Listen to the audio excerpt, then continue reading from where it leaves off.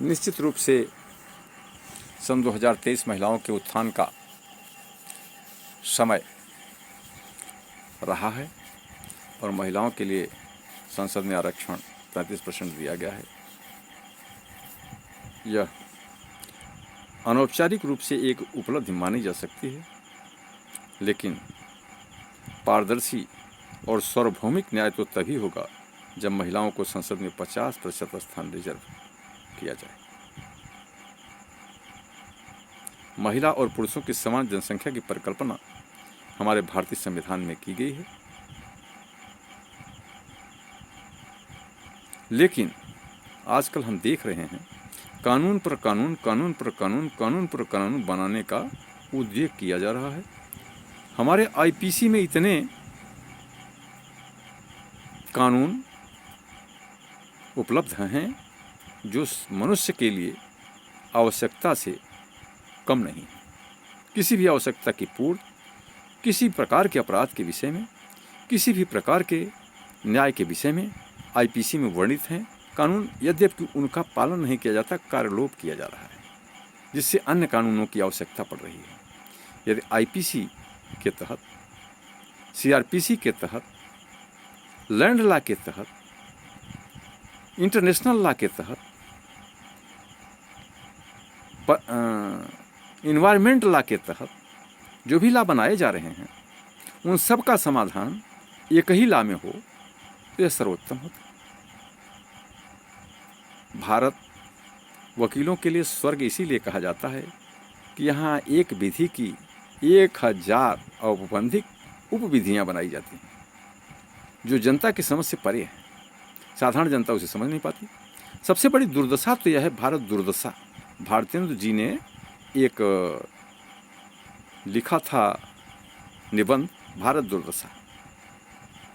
तो हम ये अपने आत्मा से और इतने वर्षों की अनुभव से ये कह सकते हैं, और हम अपनी आत्मा की अनुभूति से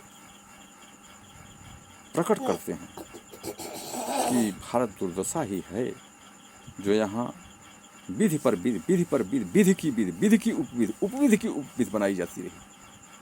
किसी उपविधि का अपवाद अवश्य तैयार कर लिया जाता है और अपवाद का पालन 99% कर दिया जाता है, लेकिन विधि का पालन 1% ही होता है सही रूप में।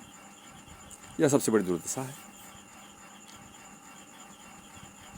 जब थे दिगंबर रूप में वे जंगलों में घूमते, प्रासाद के तनपट हमारे थे गगन को चूमते।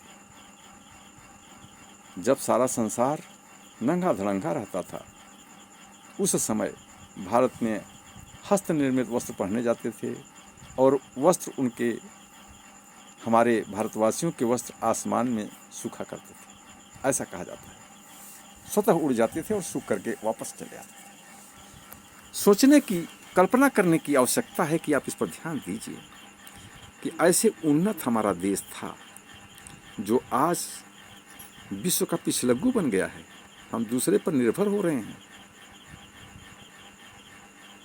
अब देखिए, भारत की सारी संपत्ति चाइना, जापान, इंग्लैंड, कोरिया वो चली गई। कैसे चली गई? क्षमा करें, सरकार के विरुद्ध बोलने पर सरकार विरुद्ध तो कोई बोल नहीं सकता, क्योंकि हम भारतवासी हैं और शपथपूर्वक यह बयान करते हैं कि हम भारत की एकता और अखंडता में विश्वास रखते हैं और अक्षुण्ण बनाए रखने के लिए हमेशा अपने राष्ट्रीय कर्तव्य का पालन भी करते हैं। कहते ही नहीं हैं, पालन करते हैं। ये शपथपूर्वक हम बयान करते हैं। ऐसी दशा में हम कहना चाहेंगे कि भारत की एकता और अखंडता को विकसित करने के लिए समाजवाद,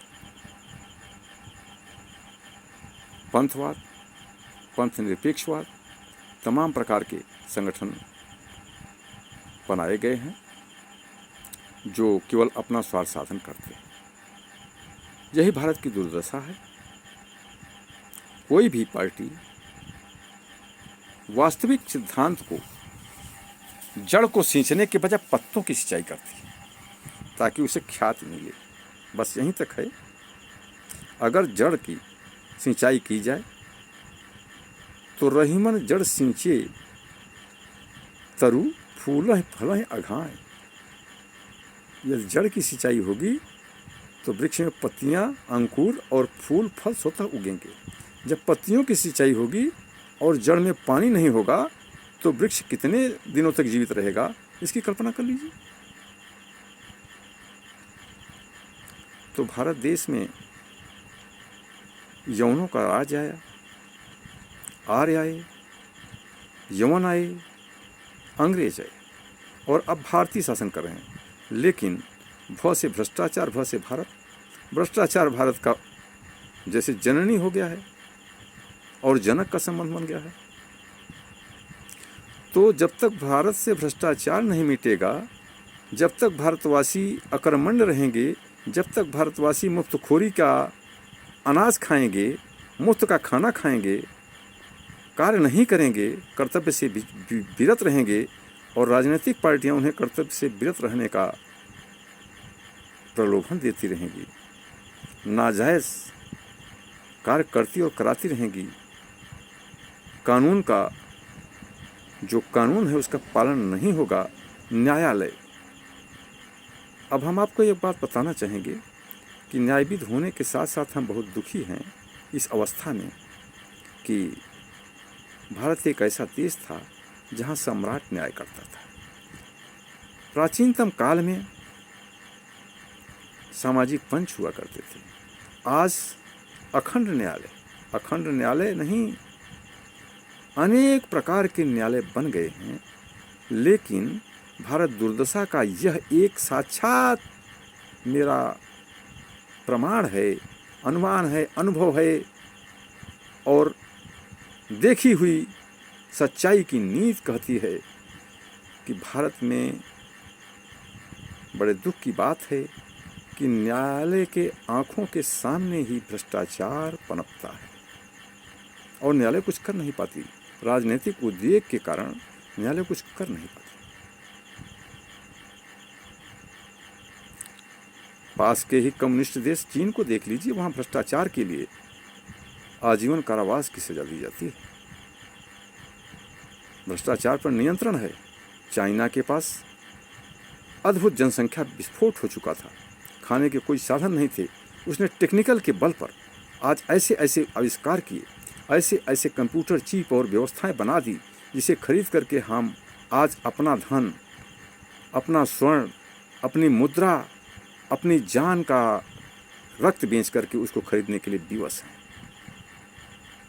कहने के लिए मेरा कहना है कि भारत में जो सामान निर्मित होता है, एक तरफ तो हम स्वदेशी का नारा देते हैं, दूसरी तरफ हम computer, tablet, laptop, mobile China से ही मंगाते हैं। चिप चाइना के बिना नहीं आती, वायरिंग चाइना से नहीं आती, तो आती कहाँ से? हम खिलौनों पर प्रयोग करके अपने पैसे को, चाहे वो राजीव गांधी की सरकार हो, चाहे बीजेपी हो, चाहे किसी की भी सरकार हो, सरकार तो आती हैं और जाती हैं, बनती रहेंगी, बिगड़ती रहेंगी। लेकिन जो एक पन्ने कागज़ पर लिख करके हम काम कर लेते थे, उसके लिए 50 रुपये दे करके ऑनलाइन कराते हैं। सोचिए ये जनता पर कितना बड़ा भार हुआ। ऑनलाइन कराने के जब कार्य हो ही गया, जब फीड डाटा हो गया, तो मैंने वो भी सीख लिया, मजबूरी में सीखना पड़ा, क्योंकि अपना उद्योग विधिवेत्ता का व्यवसाय चलाने के लिए कंप्यूटर संचालन भी ज़रूरी था। मैंने भी खरीदा। लेकिन मैं ये अनुमान करता हूँ कि एक गरीब के लिए कितना कठिन काम है और देश के लिए ये कितना बड़ा हानिकारक है। लाभ तो है, टेक्नोलॉजी को हमें अपनाना होगा, लेकिन हानि को बताइए। मैं हानि मेरी तरफ से सुन लीजिए जो मैं बता रहा हूँ। पहले तो आप साइबर पर जाइए, कैफ़े पर, वहाँ 50 रुपये दे करके ऑनलाइन राशन कार्ड बनवाइए, फिर आपको 5 किलो दाना मुफ्त मिलेगा। फिर 3 महीने बाद आपके एक परिवार का नाम कर देगा, फिर 50 दे करके ऑनलाइन कराइए। फिर 3 महीने बाद एक व्यक्ति का नाम कर देगा, फिर ऑनलाइन कराइए। इस तरह से होता जा रहा है। पहले आओ पहले पाओ की राजनीति भारत में चल रही है। यह राजनीतिकरण भारत के सर्वनाश का रास्ता बनता जा रहा है। जहाँ एक पन्ने पर काम होता था, वहाँ पहले 50 रुपये दे करके कोई भी फार्म ऑनलाइन करिए, फिर उसके बाद जहाँ एक पन्ना कागज़ केवल लगता था, हाथ से लेकर के व्यक्ति दरखास्त दे देता था, वहाँ उसकी हार्ड कॉपी निकाल करके एक कॉपी वहाँ जमा करिए, एक अपने पास सुरक्षित भी रखिए। सोचिए, जहाँ हम एक पन्ने कागज़ को बचाने के लिए कंप्यूटर युग में आए, चिप युग में आए, 500 रुपया एक उस गरीब परिवार को देना पड़ता है जो कंप्यूटर का संचालन करता है। एक वर्ष का उसके नेटवर्किंग फीस 500 रुपये मात्र इसलिए है कि तब उसकी चिप और कंप्यूटर काम करेगा, अन्यथा काम ही बंद कर देगा। उसके बाद नेटवर्क के लिए दीजिए, नेटवर्क के लिए पर महीने अपने उपयोग के अनुसार 1000, 1500, 1200 दीजिए। नेटवर्क भी पहले जो 1 रुपये 2 रुपये में मिनट मिलते थे, वो आज 10 रुपये मिनट से भी अधिक हो गए हैं। 300, 350, 200, 250, 150 से कम कोई रिचार्ज नहीं है। तो पहले नेटवर्क का पैसा दीजिए जो विदेशों को जाएगा, फिर मोबाइल का पैसा दीजिए जो चाइना को जाएगा, फिर चिप का पैसा दीजिए जो गाना सुनाएगा और डेटा का उपयोग करेगा, फिर एक प्रिंट की जगह 3 प्रिंट निकलवाइए, 3 पन्ने 1 रुपये में मिल जाते। उनकी जगह 50 रुपया दे करके पहले उसको डाटा फिटिंग कराइए, फिर 10 रुपया दे करके प्रिंट लीजिए। तो भारत का जो गरीब था वो 5 किलो अन्न पा करके खुशी तो हो गया, खाना खा लिया। 2 मीटिंग मुफ्तखोरी में खाना मिल गया। उसी को बेच करके अनाज को 20 रुपये किलो से 2.5 किलो अनाज बेच करके 1 महीने के ऑनलाइन करा लिया, तब भी 2.5 किलो मुफ्त मिला। तो जब तक भारत से मुफ्तखोरी नहीं मिलेगी और जब तक भारत में यह मुफ्तखोरी चलती रहेगी, मेरा कटु अनुभव है कि भारत सर्वनाश के रास्ते पर जा रहा है। मुफ्तखोरी बंद होनी चाहिए। अनाज मुफ्त केवल उसी को मिलना चाहिए जो दिव्यांग है, अशक्त है। प्रत्येक व्यक्ति को 5 किलो अनाज देना कहाँ की उत्तेजता है। और सबसे बड़ी घातक प्रवृत्ति भारत के लिए यह है कि जब ऑनलाइन कराना ही है, 50 रुपये देना ही है, तो फिर ऑफलाइन कापी जमा करने की कोई आवश्यकता नहीं है। यह हमारा न्यायतंत्र, ये हमारा राजतंत्र, ये हमारा राजनेता जनता को बर्बाद कर रहे हैं अनिवार्य बना करके, और देश के खजाने को विदेशों में पहुंचा चुके हैं। भारत की 80% धनराशि विदेशों को चली गई है लैपटॉप, टैबलेट और मोबाइल नेटवर्क के ऊपर। और जहां एक प्रिंट निकालने में, एक पन्ना लिखने के लिए 1 रुपये का व्यय होता था, वहां आज वही आदमी 70 रुपये का व्यय कर रहा है।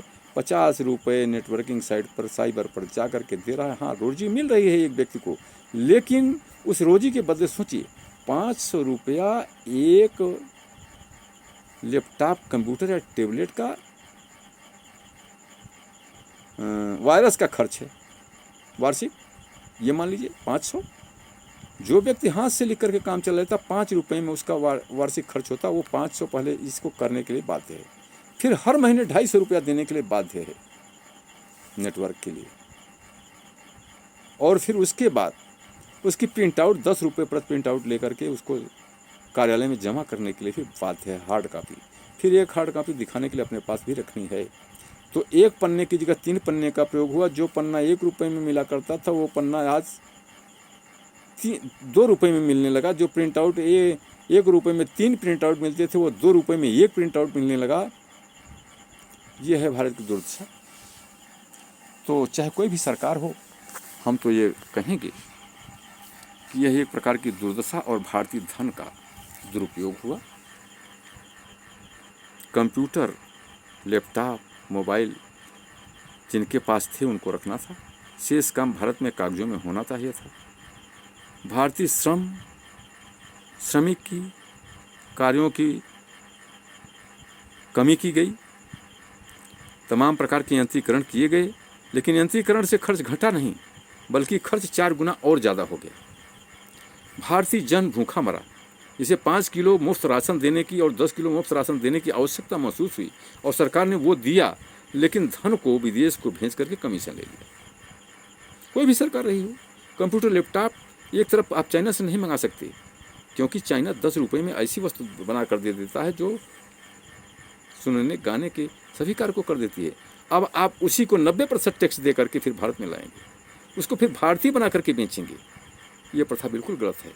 हमारा कहना यह था, कहने का तात्पर्य था कि भारत में जब चिप का उत्पादन होने लगता, जब भारत कंप्यूटर और लैपटॉप बनाने में समर्थ हो जाता, जब भारत मोबाइल बनाने में समर्थ हो जाता, तो भारतवासियों को मोबाइल बांटी जाने की आवश्यकता थी। तब भारत में उसको नियंत्रित करने की और प्रचलन करने की आवश्यकता थी। भारतीय धन, भारतीय स्वर्ण मुद्रा, भारतीयों के कलेजे को काट करके विदेशों को मुफ्तखोरी में दे दिया गया। तो हम तो इसकी कटु आलोचना करते हैं और माननीय सरकार और शासनाध्यक्षों के साथ साथ अफसरानों से यह निवेदन करते हैं कि अपने विभाग को यह निर्णय लें कि जिस कार्य के लिए ऑनलाइन फॉर्म मांगे जा रहे हैं वहाँ ऑफलाइन और प्रिंट आउट देने की कोई जरूरत नहीं होगी, कोई आवश्यकता नहीं है।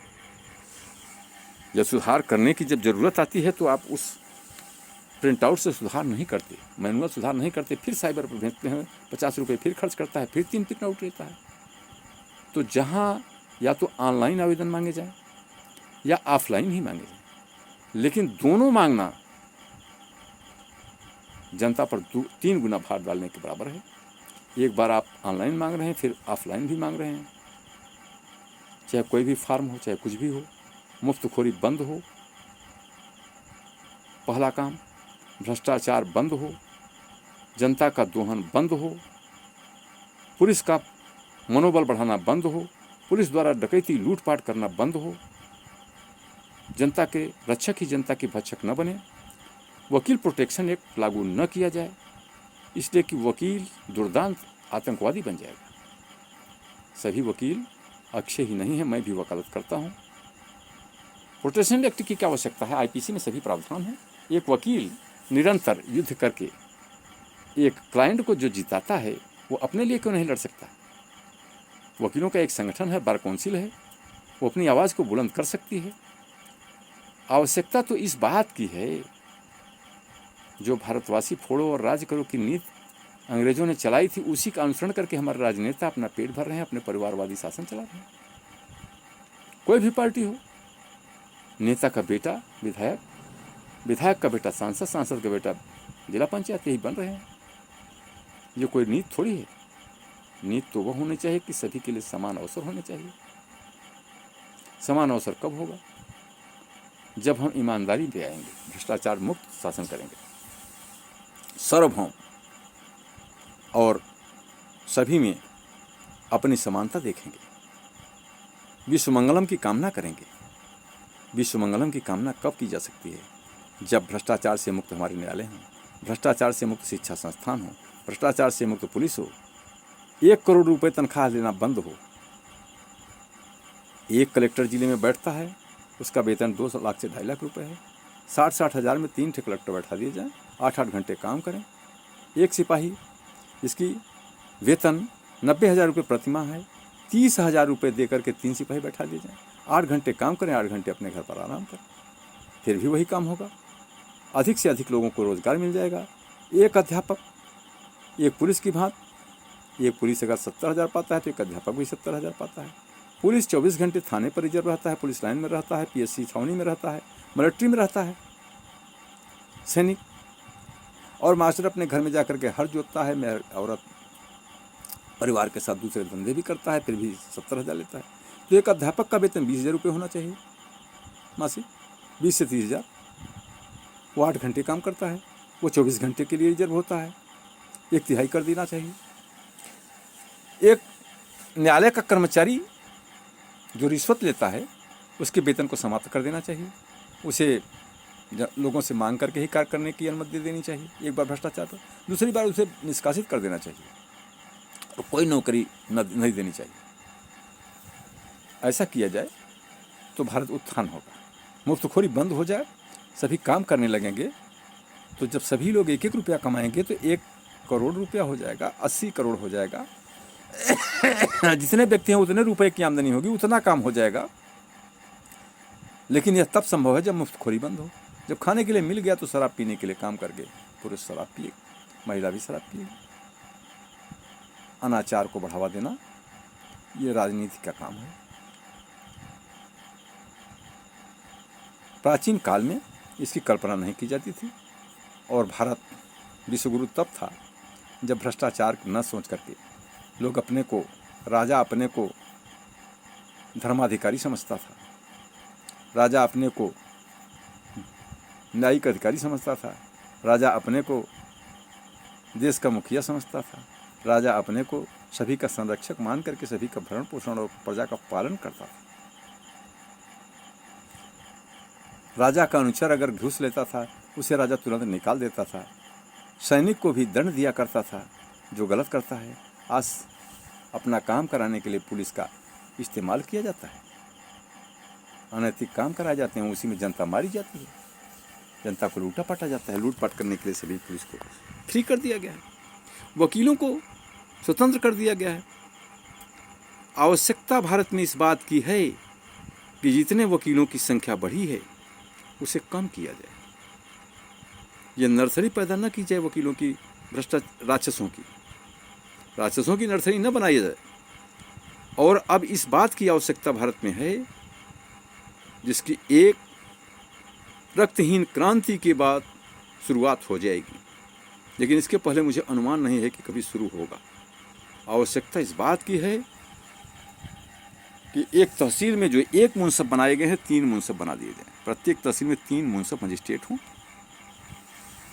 3 आपराधिक न्यायिक दंडाधिकारी बैठाए जाएं तहसील में कम से कम, और प्रत्येक न्यायिक दंडाधिकारी तथा प्रत्येक मुंसफ मजिस्ट्रेट इस पाठ पर जाए, भारतीय विधि के अनुसार इस पाठ पर जा करके और वास्तविक न्याय प्रदान करे। वह उनकी अदालत में, जेएम और मुंसफ की अदालत में किसी प्रकार से अधिवक्ताओं का प्रवेश वर्जित कर दिया जाए। वो जनता की सुने और स्वयं कानून का अनुपालन करें, खुद करें। 3 इसलिए बैठे, अगर 3 न्यायाधीश एक की जगह 3 बैठा दिए गए तो 3 मुकदमे का निस्तारण एक दिन में अवश्य कर देंगे। जब भ्रष्टाचार मुक्त हो जाएगा, वकीलों की आवश्यकता न होगी, जनता सीधे उनसे संवाद करेगी, और जब जनता की बात सुन करके सीधे कार्य करेंगे तो सच्चा न्याय होगा। फिर वकील की आवश्यकता समाप्त हो जाएगी। वकील हायर जुडिशिकेशन में कार्य करें। प्रारंभिक स्तर पर भारत में कल्पना की गई उपभोक्ता न्यायालय बनाए गए, लेकिन बिना वकीलों के वहाँ भी काम नहीं हो रहा है और लूटपाट हमेशा हर जगह चालू है। वकील जब जाता है 500 पेशकार को दे दीजिए, 200 हलमत को दे दीजिए, 1000 मुंसरीम को दे दीजिए, 600 नाजिर को दे दीजिए, नहीं दोगे काम नहीं होगा। चपरासी को 50 रुपये दे दीजिए, ये कौन सी बात हुई? अपनी फीस आप लेते ही हैं, उसके बाद आप क्या करते हैं? फिर वही वकील कहता है 50,000 रुपये जज साहब के लिए दे दीजिए। मैं एक दिन उच्च न्यायालय में यह देखा था कि एक जज महोदय को एक वकील साहब ने कहा 5 लाख रुपए लेंगे क्लाइंट से कह करके, और क्लाइंट से 5 लाख रुपए वसूलने का प्रयास किया। जमीन लैंड संबंधी मामला था। क्लाइंट के पास 5 लाख रुपए नहीं थे, जा करके अदालत में खड़ा था पीछे। सुनवाई प्रारंभ हुई, जज साहब थोड़ी सा नाराज हुए, इतने में वह नागरिक गिर पड़ा, अचेत हो गया, और जब उसे सचेतन में लाया गया तो न्यायाधीश महोदय के समक्ष उसने कहा कि माननीय महोदय जी, मेरे अधिवक्ता महोदय जो आपके समक्ष बहस कर रहे हैं, जिस पर आप नाराज हो गए, मुझे लगा कि 5 लाख देने के बाद ही मैं मुकदमा हार गया। क्यों? 5 लाख देने के बाद भी कोई गारंटी नहीं है, और यदि आपने पैसा लिया है तो फैसला मेरे पक्ष में होना चाहिए, फिर नाराज होने की बात क्या थी? मरणासन्न में असत्य नहीं बोलूँगा। तब जज साहब को यह गुस्सा आया और उन्होंने उस अधिवक्ता को 4 घंटे तक कटघरे में खड़े रहने की सजा दी। जेल भेजना चाहते थे, लेकिन अधिवक्ताओं के प्रदर्शन के कारण जेल नहीं भेजा। 5 बजे उसे मुक्त कर दिया, यह चेतावनी दे करके कि आप लोग अधिवक्ता और हैं, अपने वर्क का परिश्रमी न लेकर के न्यायाधीश के नाम पर पैसे मांगते हैं, कोर्ट और न्यायाधीश को बदनाम करते हैं। 5 घंटे 4 घंटे लगभग वकील को कटघरे में खड़ा रहना पड़ा और जेल जाने की बारी का इंतजार करना पड़ा। तो ऐसा नहीं होना चाहिए। उसे न्यायाधीश को भी भूलना नहीं चाहिए, न किसी वकील को भूलना चाहिए। तो मेरा तो विचार यह है कि भारत में सार्वभौमिक न्याय की परिकल्पना ही समाप्त हो चुकी है। ये तभी संभव है जब मुंसफ मजिस्ट्रेट और जेएम आपराधिक प्रक्रिया में जेएम और न्यायिक प्रक्रिया में लैंड लॉ या किसी भी कार्य के लिए मुंसफ मजिस्ट्रेट की अदालत में वकीलों का प्रवेश वर्जित कर दिया जाए। मुंसफ और जेएम के यहाँ सीधे मजिस्ट्रेट जनता से संवाद करे। पब्लिक प्रोसिक्यूशन ऑफिसर एपीओ या एसपीओ जो बैठाए गए हैं उनको एडीजे और डीजे कोर्ट में ही बैठना चाहिए। किसी प्रकार का उनका भी प्रवेश वर्जित कर दिया जाए। जेएम और मुंसफ न्यायालयों में आज हम देख रहे हैं कि प्रत्येक कोर्ट में एपीओ बैठा करके प्रत्येक अधिकारी को मजिस्ट्रेट बना दिया गया है ताकि गुंडई चले मजिस्ट्रेटों के रूप में, और हर अदालत में 2 पैरोकार, 2 मुंशी बैठा दिए गए हैं, 2 दीवान बैठा दिए गए हैं। ये केवल धन का दुरुपयोग और राजनेताओं की एक कारगुजारी है। ऐसा नहीं होना चाहिए। प्रत्येक न्यायाधीश को जनता से सीधे संवाद करना चाहिए, उसकी सुनवाई करनी चाहिए, कानून के अनुसार उसके मामले को फिट करना चाहिए और कानून के अनुसार उसके मामले में निर्णय पारित करने का ज्ञान होना चाहिए। आमूलचूल परिवर्तन न्यायपालिका में करने से भारत दुर्दशा से मुक्ति मिल सकती है, लेकिन जब तक इस सिद्धांत पर नहीं आया जाएगा तो भारत वकीलों के लिए स्वर्ग बना रहेगा।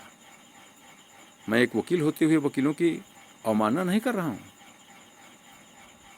बल्कि देश के सुधार की व्यवस्था के विषय में अपने व्यक्तिगत ज्ञान, अनुभव और जिज्ञासा को इस वीडियो के माध्यम से जनता के बीच प्रस्तुत कर रहा हूं कि जिस दिन भारत में एक मुंसफ मजिस्ट्रेट, एक जेएम जनता की आवाज़ को सुनकर, पक्ष और विपक्ष को सुनकर, सिर्फ 2 को सुनकर अपना निर्णय देंगे, वकीलों का प्रवेश न्यायालय में वर्जित हो जाएगा, अहलमत की कमी हो जाएगी, चपरासियों की कमी हो जाएगी, लेकिन जनता को सच्चा न्याय मिलने लगेगा।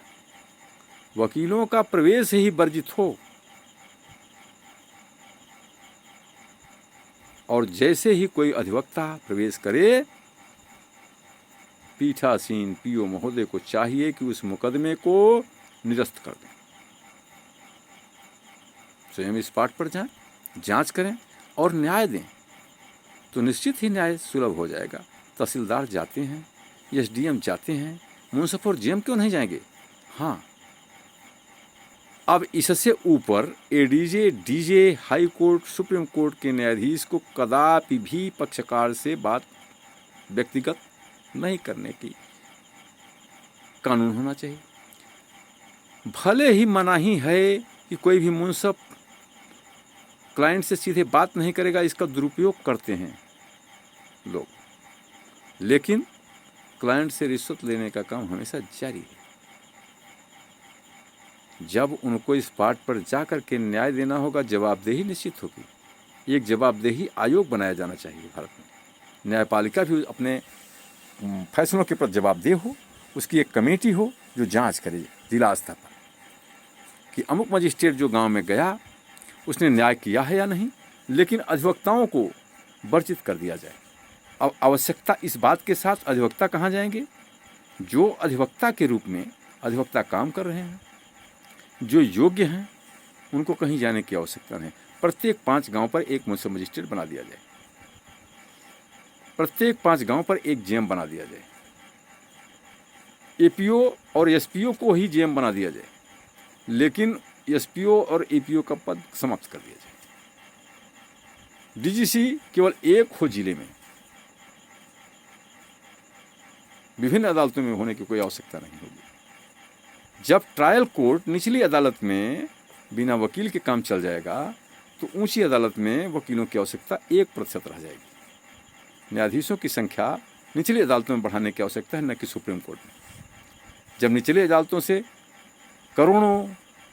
करोड़ों असंख्य मुकदमे उच्च और सर्वोच्च न्यायालय को पहुंचेंगे तो वहाँ भी न्यायाधीशों की संख्या बढ़ाने की आवश्यकता होगी। यदि हम नीचे से ही कंट्रोल कर लें, यदि हम अपराध को जड़ से ही समाप्त करने लगे, जैसे ही अपराध पनपे हम उसको निर्मूल कर दें, तो ऊंचे तक अपराध जाएगा ही नहीं।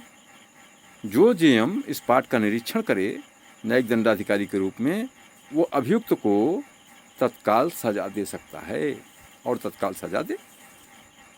वादी प्रतिवादी के सीधे विवेचक के रूप तरह काम करे और न्याय का भी काम करे। यह संभव है, यदि वह इस पाठ पर जाता है तो ऐसा संभव है। और ऐसी पद्धति अपनाने से प्रत्येक भारतवासी को न्याय मिल जाएगा, भ्रष्टाचार स्वतः मिट जाएगा, भ्रष्टाचार की कोई दर बू नहीं आएगी दुनिया में। और उसके साथ साथ विजिलेंस की संख्या बढ़ा दीजिए। भारत में असंख्य वेतन बढ़ाया जा रहा है, लेकिन कर्मचारियों की संख्या घटाई जा रही है। कंप्यूटर युग बनाया जा रहा है। कंप्यूटर के लिए एक बाबू को हम देख रहे हैं 3-3 कंप्यूटर चालक रख ले रहा है अपने पास में, 2-2 फाइल खोजने वालों को रख ले रहा है। सभी आउटसाइडर अदालतों में भीड़ जमाए हुए हैं, जनता का दोहन कर रहे हैं। ये भ्रष्टाचार कब मिटेगा?